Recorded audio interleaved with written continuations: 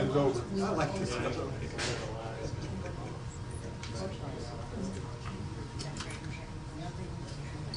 It's getting to be like that.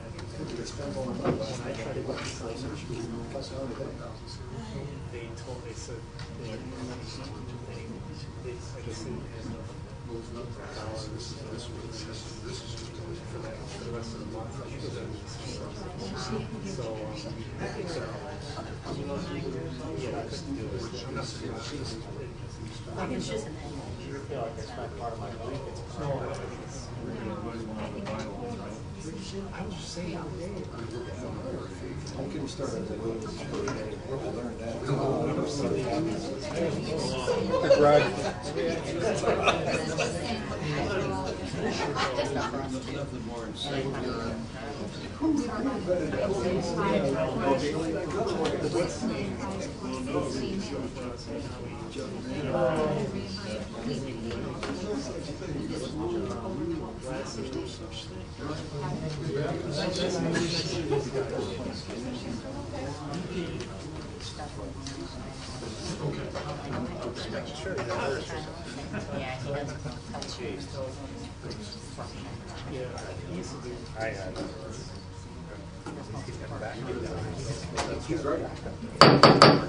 Board of Works and Public Safety meeting order, please rise for a pledge of allegiance.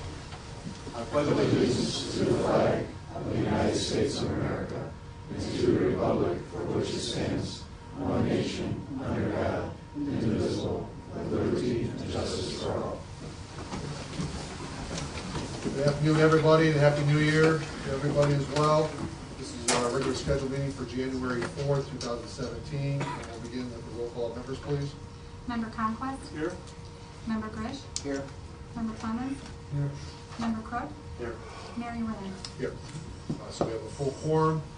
First thing on the agenda is the approval of minutes that took place in the prior meeting. We had a joint council and Board of Works meeting on December 5th and a regular meeting on December 14th. What is the board's pleasure? So moved. We have a motion to approve. Do we have a second? Second, Mayor. And under discussion of the motion, any additions, corrections, or any of the minutes itself? Hearing none, all in favor with an aye? Aye. Against, the ayes have it, thank you. Additional new items, we do have a couple. We have a conditional offer to the fire departments. Also, we have a dedication of the water line and utility easement for North Main Street. Do we have a motion to add those to the agenda? Do we have a second? Second. Any discussion of the motion? Hearing none, all in favor with an aye? Aye. Against, the ayes have it, and those will be number 9 and 10 respectively.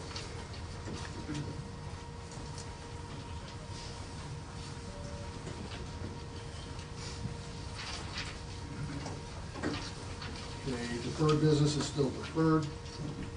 Presentations, there are no presentations today. New business, we have a couple items to take care of for the public safety.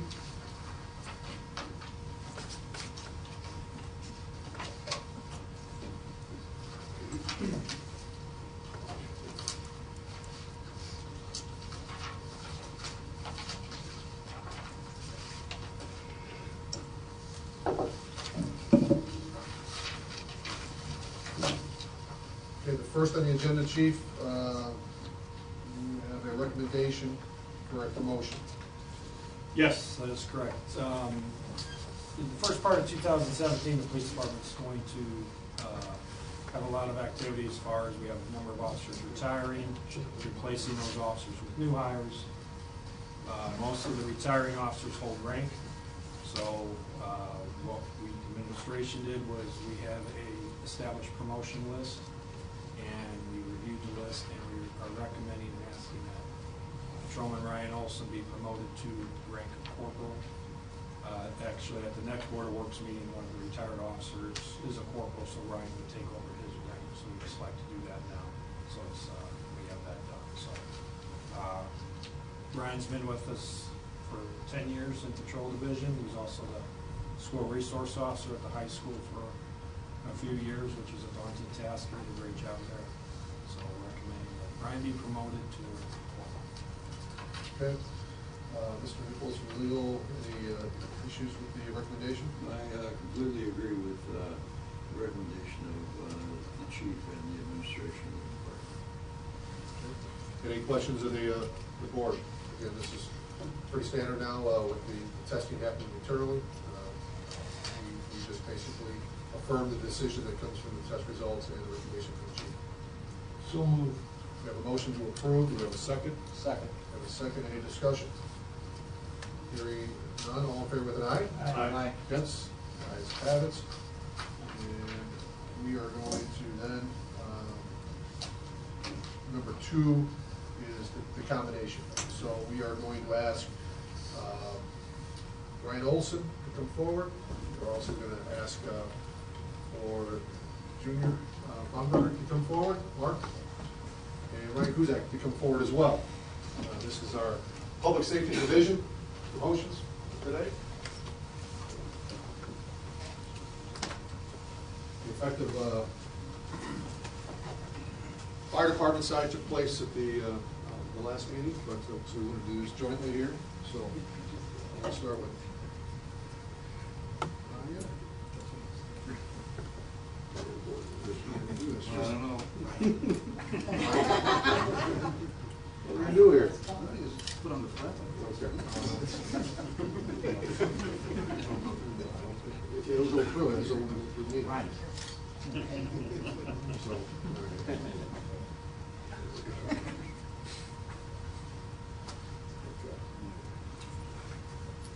you gotta wear that all the time like that, huh? Congratulations.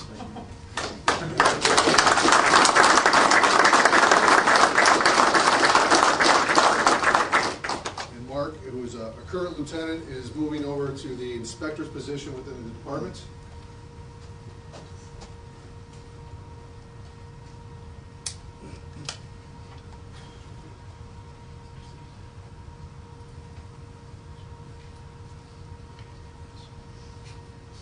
Congratulations.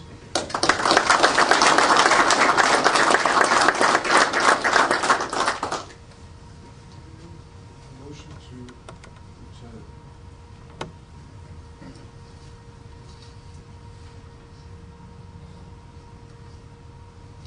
Congratulations. Here,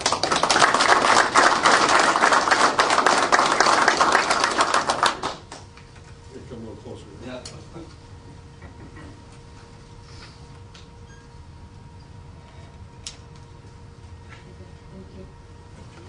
Gentlemen, any comments from the administration of each department? Well, as I said with Ryan, you know, he's been with us for 10 years now. And his years as the SRO, it's a very challenging assignment. You have a high school, 3,000 kids at the high school, parents, teachers. Did a very good job there. A lot of compliments from not only the staff, but the parents and so forth. So, and his activity in the patrol division has been solid. That gets him to the supervisory level. And we feel that he'll be able to manage the officers and we feel comfortable leaving the city in his hands when the rest of the administration is not in place. Well, Great. I know Chief Lohr is very happy to promote these two gentlemen. Both of them have worked very hard throughout the years on different projects, including the 911. Mark will do a great job in the Inspector's Bureau as a PR for the city to educate people on public safety and building safety. Ryan will continue to work well on shift with his guys and hopefully prosper from that. Perfect. And again, lieutenants, also I know there's several of our firefighters in the audience as well. It's been announced internally that as Chief Delore is going to retire this year, that Captain Crane will be the next fire chief for the departments. We've announced that earlier in the ranks itself, so things prepare to get work together. But with the position that Captain Crane is as a current inspector, now can use these couple months that he's also working with Chief Delore, can work with our newly lateral transfer into the inspector's position. We're also going to be looking to do, captains are going to be announced for the departments. We will be going through a testing procedure for the promotion of the captain. So we want to make this all very transparent. We want the seniority, the experience, the education, all those things that lead up to those higher leadership roles to come to the forefront and make it so where everybody has an opportunity there. So we just want to make sure everybody is aware of that. And the captain position is symbolic to the sergeant's rank of the police department. We kind of follow those in nature as well. So, but today is your guys' day. Congratulations. Well earned. Thank you. Congratulations.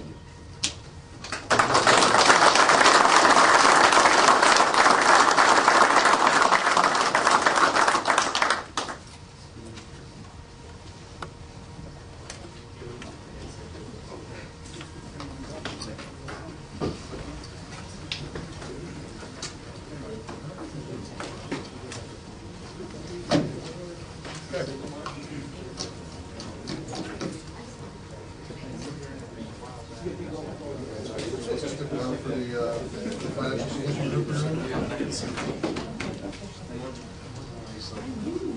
All right, we'll go right to number 3, the approval of financial solution group agreement for this is for the wastewater utility SRF bond. This is a necessary process of the current judicial order. Last night the council approved the bond process and also approved the initial, on the first reading, the initial rate for the purpose of paying for those bonds. But we also need to have the work completed for the rate study, which is a separate entity itself, and so this is very necessary to complete that process.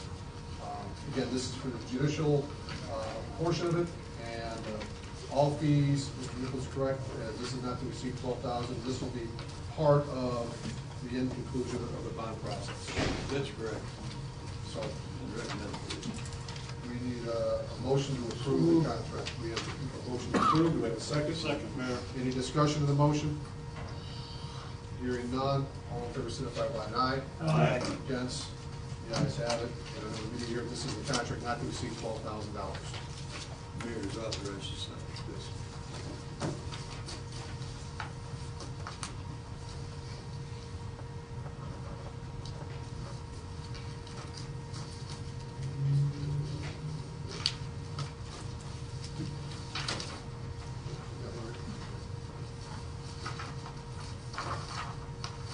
Okay, next up, this is the LPA Consulting Agreement for 109th Avenue. This is the HSIP project, and Bill Kozlowski, our engineering superintendent, will present. Board members, I believe you received the packets emailed to you. The version right here is awfully thick. So, first of all, Mr. Nichols from legal, have you had a chance to review the LPA consulting contract? I have had a chance to review the contract, find it meets legal muster and is a pretty standard contract regarding this type of work, and recommend approval. And I know that Jake's here from Butler, Fairman, Seifert. If there's any questions, again, this is the project that would do road improvements. Jake, am I correct? This is from Broadway to just past a little bit of the current bridge ditch line that's on 109. Yeah, it stops just west of the culvert. Okay, and this is a roadway improvement project for better traffic control in that corridor. That's correct. So this is the first phase of a couple phases. We understand the traffic concerns from all the way from 109 to 65, but this is a one portion of it. And the federal process on this is, on the payback, the percentage is 90% federal funding. the 10% local share. So in order for this to be initiated, we need to have the contract in place. That's correct, and I place everybody on notice that the new ethics situation that has arisen, which we're all aware of, has been distributed to all of our vendors, and they're all aware of it and signed off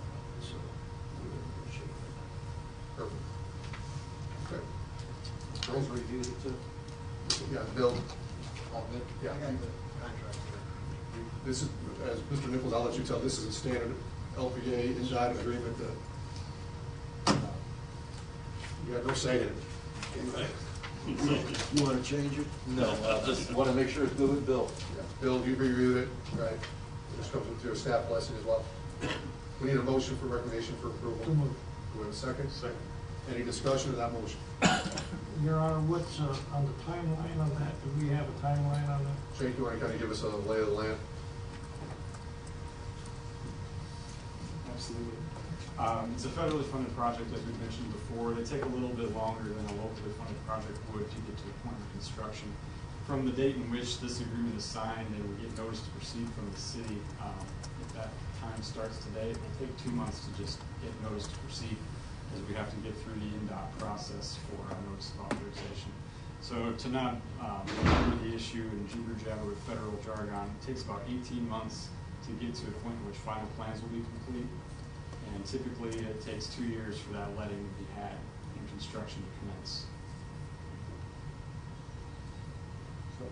So that's option A that we're proceeding forward. Obviously, at any point in time, if we feel that we need something faster and we come up with other funds locally, we're able to recuse ourselves from this, correct?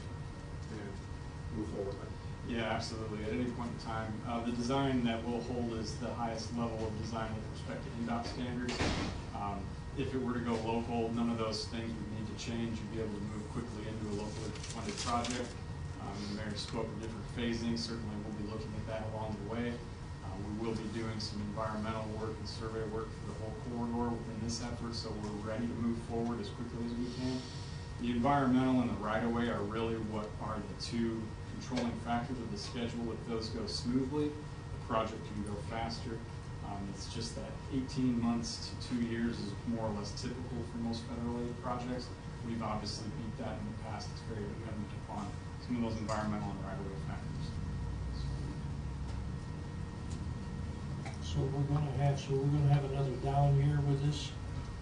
We are gonna be doing some things locally to calm some of the issues out there. That's Band-Aid comparable to what the overall project is. So you're gonna see a little bit of local money being spent on some of the application of that runway out there. We're gonna be installing some delineation devices out there that prevent some of those personal drivers being their own traffic cops out there and advising people to cut through cars as they're getting T-boned. Okay, that will eliminate some of those headaches out there.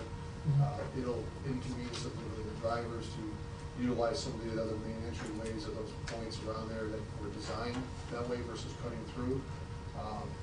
It's a calming safety situation.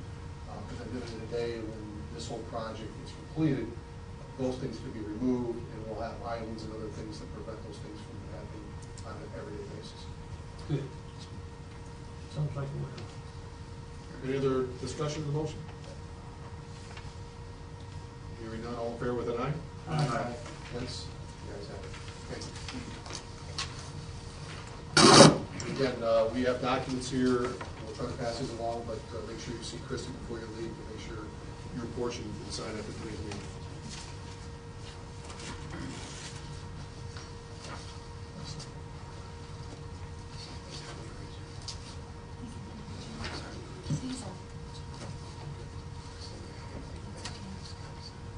Okay. All right, next up is approve the State of the City event that will take place on March 21st. This will be Diana. Thank you. This is actually an event separating ourselves from the State of the Region. The city has a lot of important things going on, so we wanted to have our own State of the City this year. We're looking to do it at White Hawk on March 21st. I believe the attached document is the contract for Diversified Marketing to partner with us on this project and work with us on selling the sponsorships and tables for the event. Mr. Nichols, have you had a chance to review DMS, Diversified Marketing Strategies, initial contract and pricing? Yes, I did review and discuss with Ann and find it acceptable and ready for action. Any questions of the board regarding the contract itself? Entertain a motion for approval. Do we have a second? Second. That's it. Any discussion of the motion? Hearing none, all in favor with an aye? Aye. Yes, ayes have it.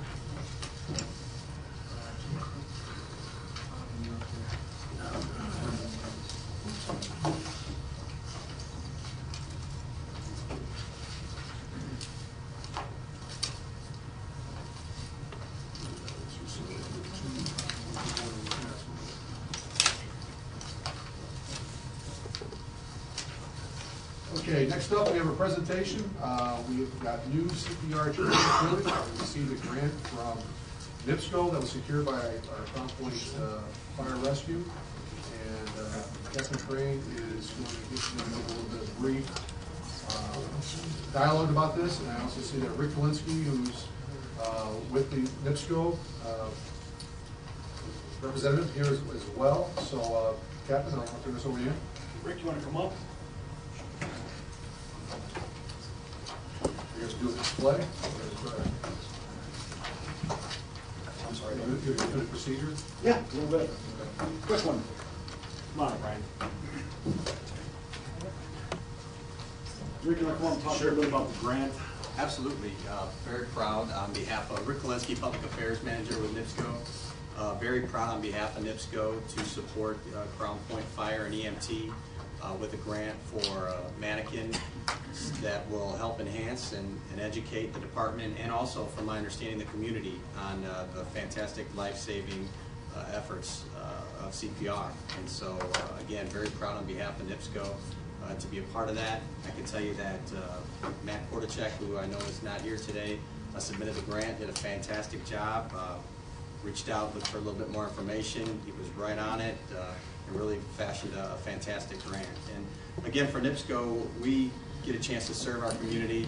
We get a chance to respond a lot of times on emergencies, outages, gas, natural gas leaks, other issues in emergency situations, and partner with our public safety and first responders. And we're lucky to have such fantastic first responders that we can work with in the community. And for us to have an opportunity to give back to Crown Point in the community is our privilege. So thank you for the opportunity. Appreciate it. Thank you. Thank you. Brian, you want to talk about our community stuff? Thank you, Rick. I appreciate My pleasure. coming out today.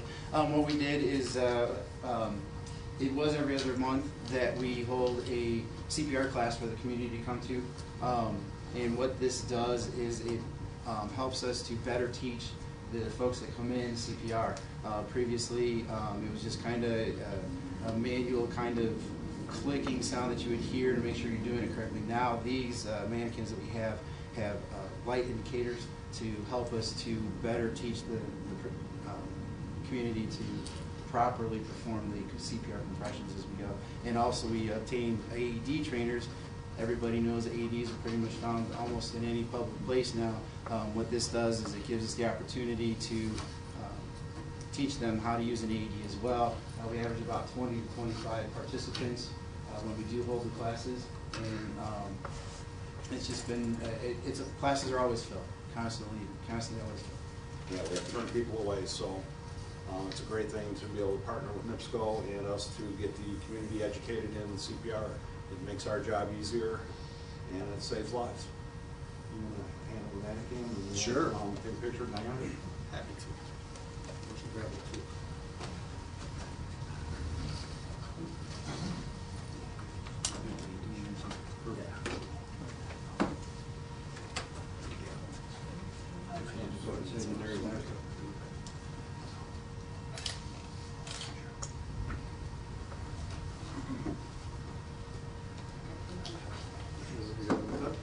You good? Sure. All right.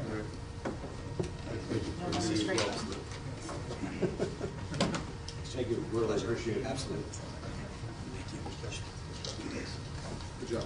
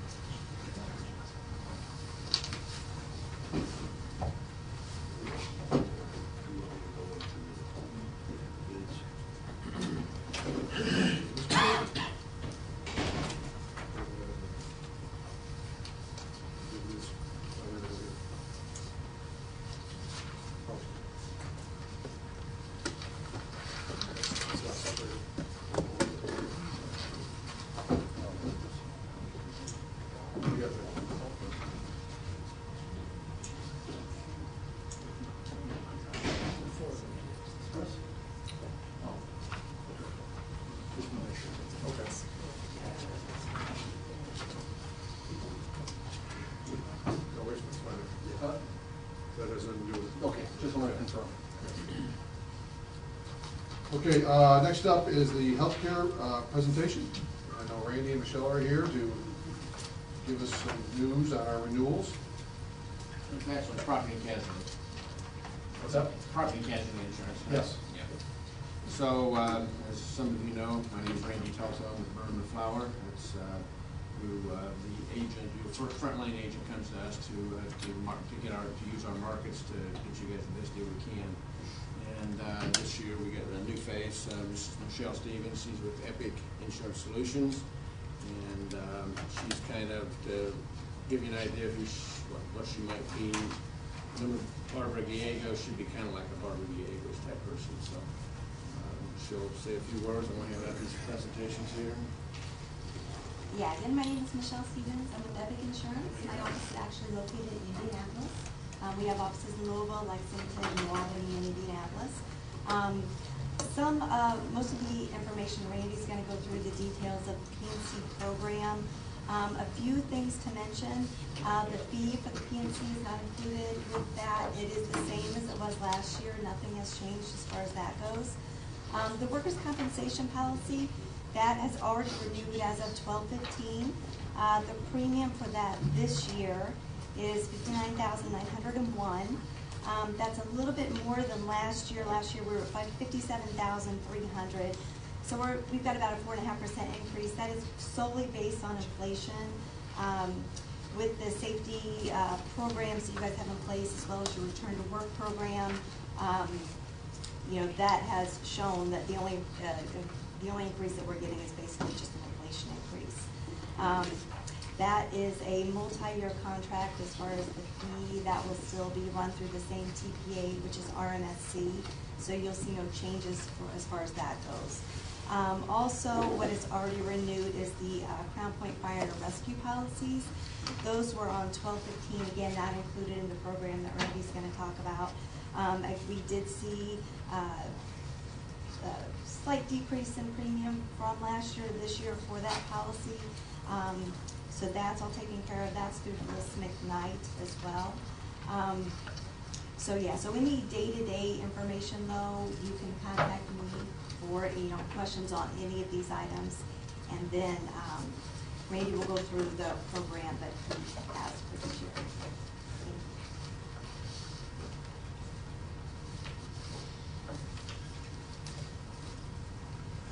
Okay, well, I've got some good news for you guys. We were able to go out to market. Your loss ratio has really improved. It's like this year, the 5-year loss ratio is a rolling average. So when the one drops off and then the 5th year comes on, you guys now have a 5-year loss ratio of about 38%. So that means the insurance company is actually making money. And that what that does for you, why that's important to you is that when we take that to a few different companies and they want to compete on it. So that's what we've been able to do this year. And that has resulted in a premium savings of $21,315. So hope you're pleased with that. We did, in doing that, we were also able to enhance coverages. So we got, I'll give you the examples of coverages that we enhanced. But what we had to do was to get those coverages and the premium that we got, we bound the coverage with a different insurance company. So it's with State National Insurance through BRIT, the BRIT Insurance Distribution. Let me go through. By the way, State National is a A-rated AM Best company, so they're still an A-rated company. Besides the premium savings that we're able to get for you guys, the employee benefit liability coverage that's within the package, your old program with HCC had a $1,000 deductible. This has no deductible for that line of coverage, so that's a plus. With HCC, your earthquake and flood deductible was $250,000, and with this program, it's $100,000. So that's a vast improvement. There's 2 other coverages that you didn't have at all that we're able to get in, and I think they're important coverages. I was talking to the Brit underwriter, the head of underwriting, when I was going through this, and they've had, just this past month, they've paid claims on both of these types of coverages. The first one I want to talk about is business income loss because of a loss of a tax dependent or a taxpayer. So what that means is, give me a company, give me a big employer here, or a big, so someone that you guys get a lot of taxes from.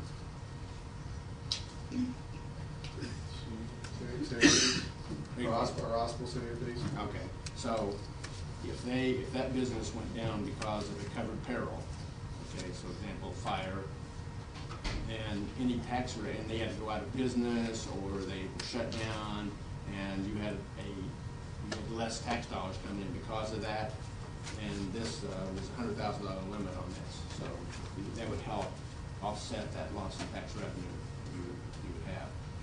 HCC does not offer that coverage. I've gone to them a few times and asked them for it, and they will not do that. So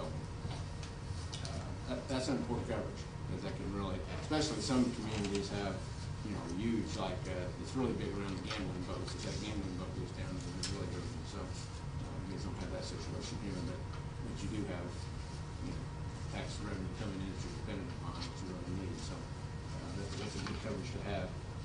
The other coverage that I think is pretty important is it's called line of duty coverage, and it's on your law enforcement policy. Basically what that states is if a police officer is killed in the line of duty, then his estate will be given $50,000. So it's a way to offset the loss for the monetary loss that the family might have. Now there's two coverages that are I would say we're taking away a little bit of coverage. One of them is on the auto comp deductible now. It's going to be the same as your collision coverage. Your collision deductible, which is $1,000, currently it's $500. So comp's like it's not collision. It's like someone vandalizes the car, that would be a comp claim. If you hit a deer, that's a comp claim. So instead of a $500 deductible, now you got $1,000. So that's a little bit of a takeaway for you. And out at the Sportsplex, the artificial surface that you have out there, I guess call it AstroTurf anymore, the football field, and is there a soccer field, I believe? Yes, it's synthetic turf. Yeah, synthetic turf is what I'm trying to say. Right now, the way HCC covers it, it's on your blanket policy, special risks. Now it would be covered on a name peril policy. Now I had the company send me the perils that's going to be included, and all the main perils are covered. The two main ones that aren't is flood and quake. Okay, but you already had a $250,000 deductible on flood and quake anyway, so you're not losing that much because those are valued at $350. You go ahead and insure for anyway. So you're not losing that much on that, but all the other main perils, vandalism, fire, falling objects, are covered. So everything else we try to keep about the same. Limits are the same unless otherwise stated. I mean, we can go through line by line if you want to. I mean, it's up to you. I can go as much detail, little detail as you want. I'm going to turn this over to legal, see if he's any questions on the policy itself. Becoming more and more sensitive to cyber security breaches. Oh, I'm glad you said that. I'd like you to get into an explanation of what we're looking at here. Okay. You bought that last year for the first Yes. time, and again, this one includes it. I think that actually went down. That premium went down a little bit too. Not much. It went down a little bit. It was like a little over 9,000. Now it's in the 8,000 range. This is a pretty broad coverage. It has, for example, you guys may have heard of Madison County had a ransom. Yes. Yeah. Yes. So that would have been covered if they had this policy. They would have been covered for that claim. I don't think they had the coverage, so they had to pay out of their own pocket. So that's an example. Data breach, someone hacks in and they get either your customers, your utility customers, sensitive data, or even your employees' sensitive data. Then it pays for notification and everything that you have to do as an employer or as a person that has that sensitive data. It pays for notification, credit monitoring. It also pays for if someone's identity because of this gets stolen and they sue you, it's going to pay. It's going to pay that claim. It's going to handle that claim for you up to your policy limits, obviously. It pays for regulatory fines that you may get. So if you did something wrong, let's say you had a breach and you didn't follow all the protocols you're supposed to follow, and the federal or state government fined you for that, then you have to pay those fines and penalties that you would have to pay. I know we were happy that we purchased it last year.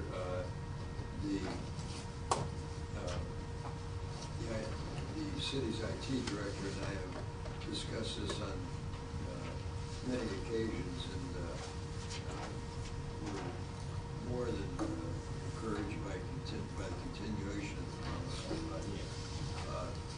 Do you think that based upon the analysis that goes into a situation such as our city, that the coverage that is provided by this policy is sufficient for the nature of what we do? This is one of the broadest policies I've found out there in the marketplace. So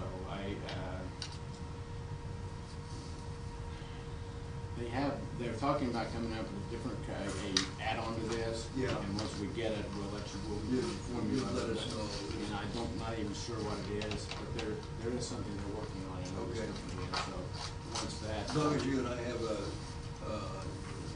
good open line of communication. Yes. On anything that might be in addition to what we have here. Right. Because I do, and our IT director does understand this day and age exactly what the barrels are. So, yes. Thank you. No, I feel this is a very broad form. I think in the future, this right now, I think when they first came out with this, I think the premiums were really high. And because they didn't know actuarially, they couldn't get their arms around what they were looking at as far as claims. And the claims haven't been coming in like they thought they might, so the premiums really gotten. I think as time goes by and things happen, I think it's going to increase. Well, we're becoming more and more intelligent as how to defend against it. Yes, that's true. So I may be wrong. Maybe if we continue that, we would continue to be low and the premiums will continue to be reasonable, because I think this is pretty reasonable. For what you get, I think it's a pretty good deal. So just looking at what other people are paying for this, so other companies are charging for it. Any other questions? Any more detail that you need from me? So we just need a blanket motion to approve the presentation, the policies for the renewals. Yeah. Entertain a motion for a blanket approval of the policies presented. So moved. Do we have a second? Second. Any discussion? Hearing none. All in favor of an aye? Aye. Against? Ayes have it. All right, I appreciate your business, and I guess some documents to be signed.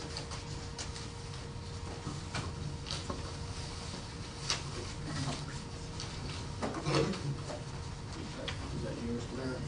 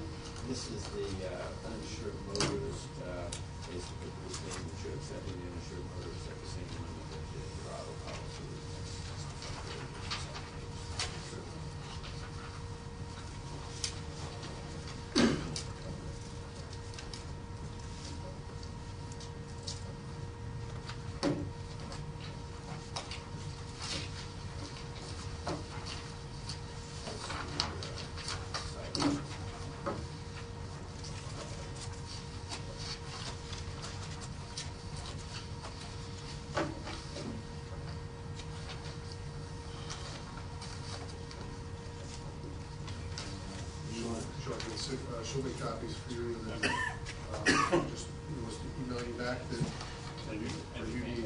No, you can do that. Because you probably need copies. I'd say I can send you copies. You can do that way. You want to keep the originals? Yes. Okay, that's fine. All right, thank you. Thank you.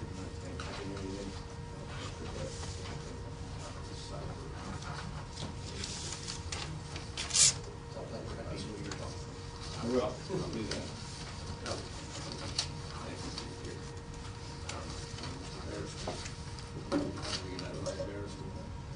I didn't tell them that's the law.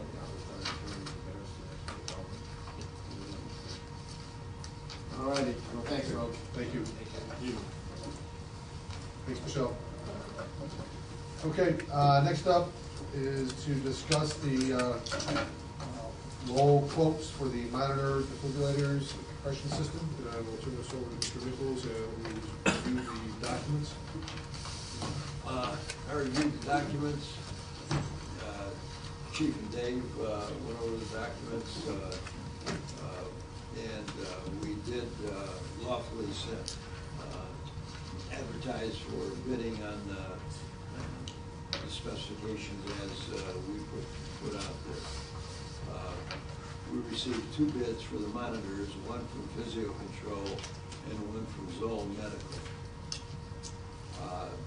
The one from Physio Control met all the specifications and was the lowest bid at $29,148.71. For the CPR systems, we received 3 bids. One from Physio Control, which is, the name of the system is Lucas. One from Zoll Medical, and one from Midwest Medical. Midwest Medical was the low bidder in the amount of $8,626.19. But their bid that was submitted after review by myself and the chief and Dave, it was not responsive and not responsive in that they submitted none of their own specifications as required by the bid packet that we sent out, and merely returned our own bidding specs back to us, which is deemed not responsive by the legal department. Zoll Medical was the highest bid in the amount of $14,220, but it does not interface with the system of Physio Control. Physio Control, under the model name Lucas, was the most lowest and responsible bid and responsive in the amount of $13,974.89. It is the legal department's recommendation that we find that Physio Control be declared the lowest bidder on the monitors and the lowest bidder on the CPR systems. It's interesting to note that they also provide for a pay over a 5-year period of time and give us a $5,000 trade-in on each one of the units that we are trading in. It's a total of 5 units. The chief and Dave were able to speak with Paul Bremer from Center Township, who will buy one monitor and one defib for the engine, and so we're actually, I think we're only buying 3, right? 5 monitors and 4 of the CPR machines. 4, yeah, right. And Paul has agreed to pay the first year's payment for the lease. So, with what we have in hand, we would request approval of the bid from Physio Control on the monitors and from Physio Control on the CPR systems.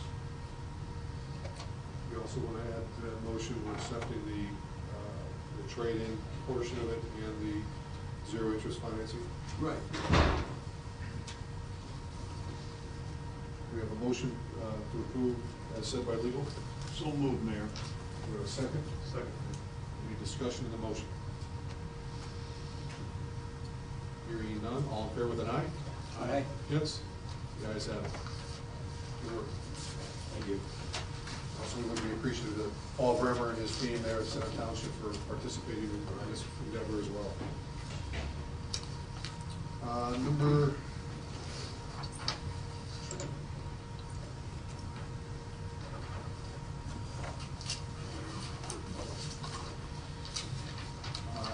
we have our two add-ons.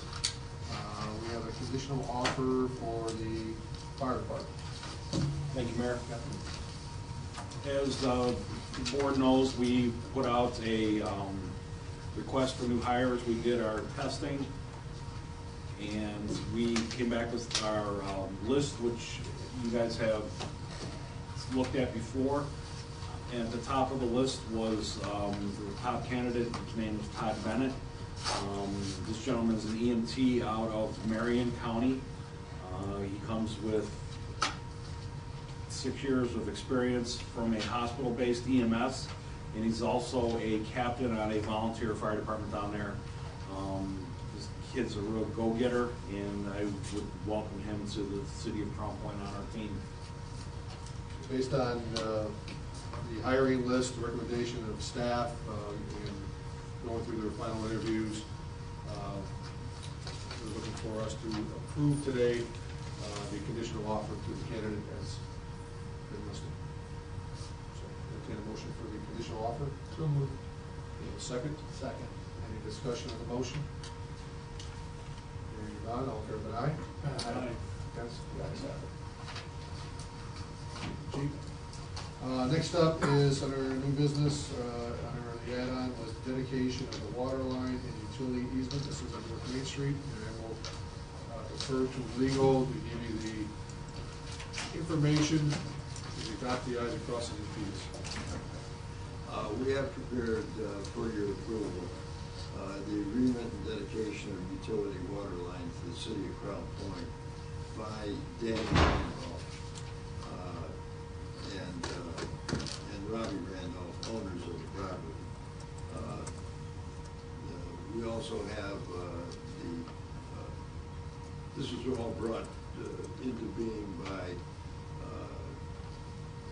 investigation with Dave Crane, our inspector, regarding the need for the water line and easements for the parcels being developed on North Main Street. And we also have an easement agreement for approval and dedication of water line to the city of Crown Point. Easement agreements. Pardon me? Yeah, hold on. Hold on.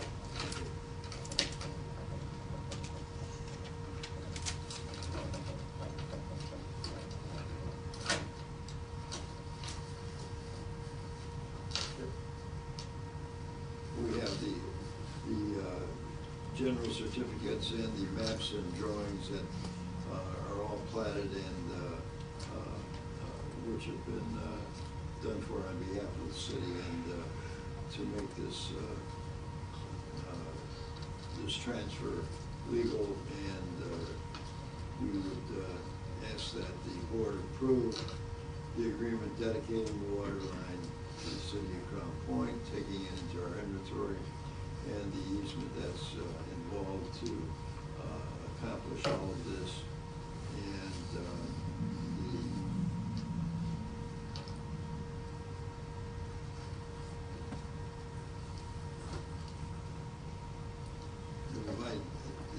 it's actually 3 documents that you're approving. So we're looking at approval for all 3 of these for the 3 parcels of property. So, and I've looked them all over, and they all meet the legal specifications necessary to accomplish what needs to be done. And for the technical aspects of why we're doing this, I refer to Dave. Thank you, Mr. Nichols. Currently, up on that north end, we are getting a large development, as you well know, from the Pops complex. There is no water mains currently that we have access to on the east side of Main Street. This would give us great abilities to provide water without having to close down Main Street on that particular section. I appreciate all the work that everybody's done to get this done. I don't know how it slipped through the cracks in the years past, but this fixes a huge problem for us. Right.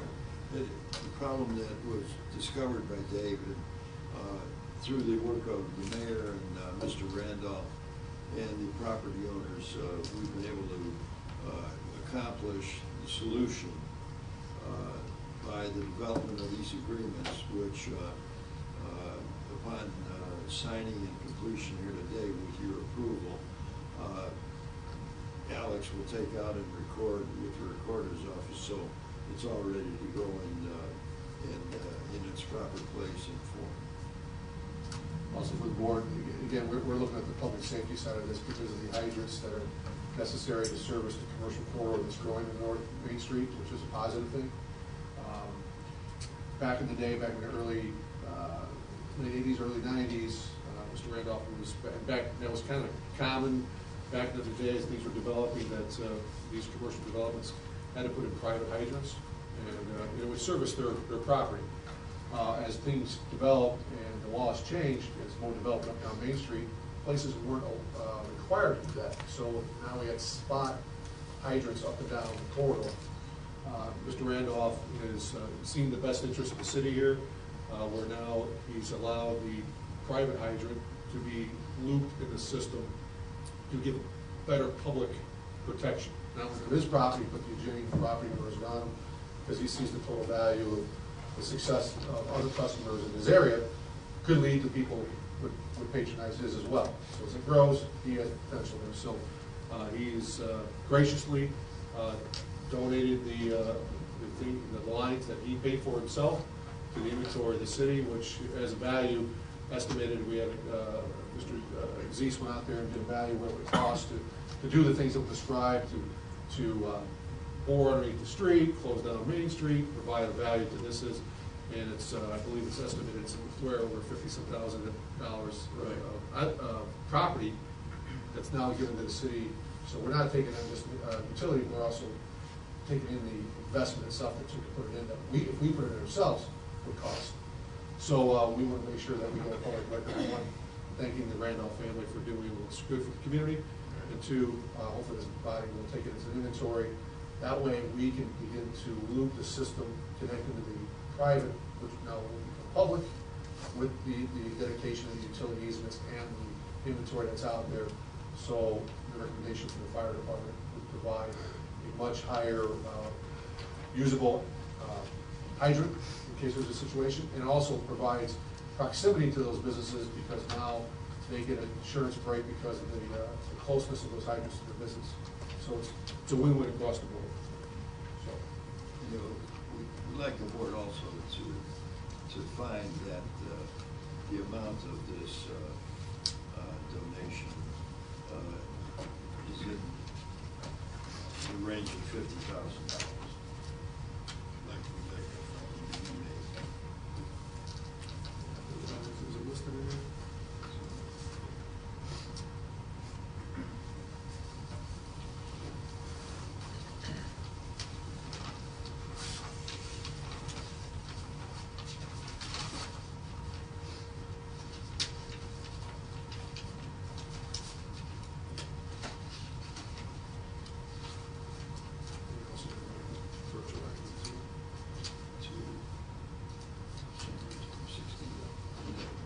Also, we'd like to make this retroactive to December 2016.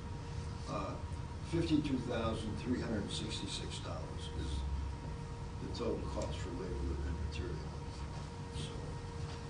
So we're looking for the motion for the three parcels that's been described here, the three agreements as described by legal, retroactive to December 28, 2016. Value that $52,000. we're gonna put one hydrant in? The hydrants, there's already a hydrant in there, now we're gonna have access to loop off that hydrant without having to go under the road. So we're gonna loop off, and how many hydrants are gonna have, just one? There's one out there now, I believe you're gonna be looping on the backside of the properties. Correct. To provide coverage for the commercial corridor all the way through that, section. It's all dry. The first hydrant will be a great addition, and then that gives us the ability to continue on if somebody else wants to add on, or we decide to add on later. The hydrant that's currently out there is tucked in between buildings, and it gives us no access other than for Mr. Randolph's property. So this will give us the ability to continue our city water main further north, if we so desire. Public safety is a big concern for us, because I make a motion, we'll proceed. On the 3 agreements and accept the donation of the $52,366. We have a motion on the floor, do we have a second? Second. Any discussion of the motion? When's it gonna be online? We're gonna do it this year? Once we record, that's up to our legal team, I believe Alex will take these and immediately get us on. Then our utilities can work with our fire department to plan the best portion out there. Because the great thing about this is now we're able to tap in off of that water line now, behind the properties, and not disturb any of the traffic on North Main Street, and still provide the things that we need for the fire protection of that corridor. With our own utility guys, working with engineering and public works. Any other discussion? Hearing none, all in favor with an aye? Aye. Against? The ayes have it.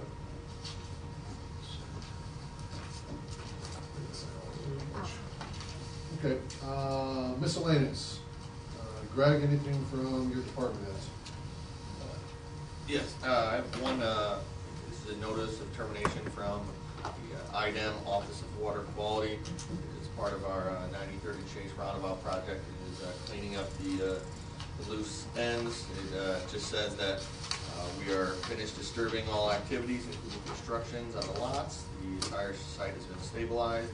All of the temporary erosion control has been removed, and no future disturbing will take place. So this is through our engineering department, and asking for the board's permission for the mayor to sign on behalf of the board saying it's complete.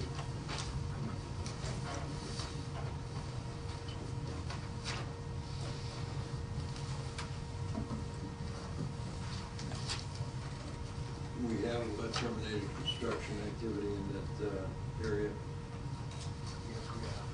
Yes, been inspected by engineering. Okay. Legal recommends approval of the notice of termination and the authorization for signatures. What's the board's pleasure? So moved. We have a motion by Jim, second. I'll second, Mike. yes. Any discussion of the motion? Hearing none, all in favor with an aye? Aye. Against? The ayes have it. There's some signature here for you as well.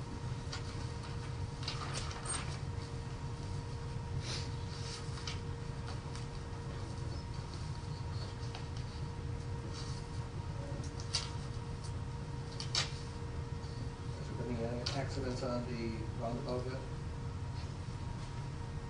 All good so far, Chief? Reported, I'm aware of. All Very so good. far.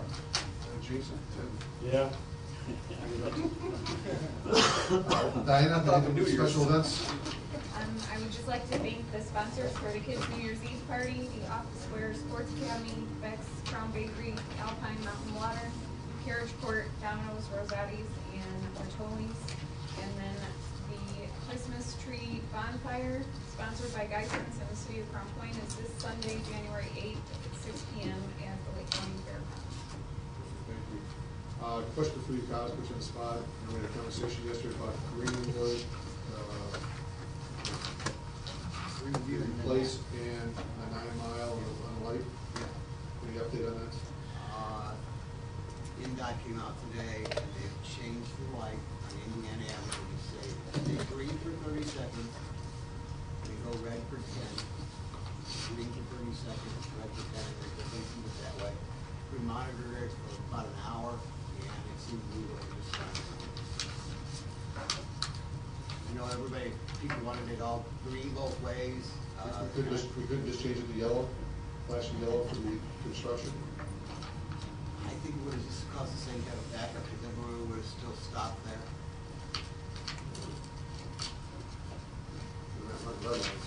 No. But Okay, it- we'll monitor if we get any more complaints, we may have to go a little, that's fine. Okay, appreciate you addressing it.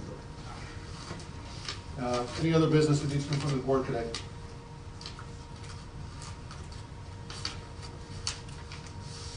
Okay, the next regular scheduled meeting will be for Wednesday, January 18th at 2 p.m.